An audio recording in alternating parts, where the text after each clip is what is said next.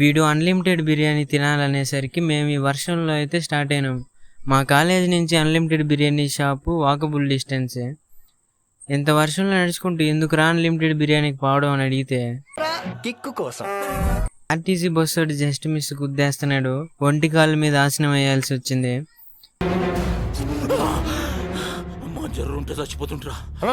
ఇంకా అలా నడుచుకుంటూ బిర్యానీ షాప్ దగ్గరికి అయితే వెళ్ళిపోయాం. అక్కడ ఎవరికి కావాల్సిందో ఆర్డర్ ఇచ్చుకున్నాము. వీడు అన్లిమిటెడ్ బిర్యానీ ఆర్డర్ ఇచ్చాడు. వీడి అన్లిమిటెడ్ బిర్యానీకి 2 సార్లు వచ్చి 2 ప్లేట్లు తినేసిపోయాడు. ఫస్ట్ ఒక ప్లేట్ తినేసాడు.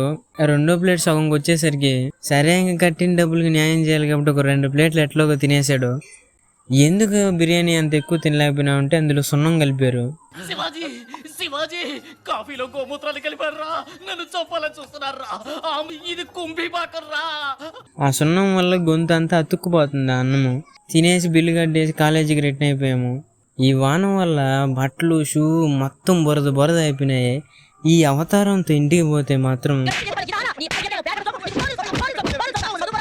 ఆఖరికి పసివాడి కోరిక అయితే నెరవేరింది. సబ్స్క్రైబ్ చేసుకోండి.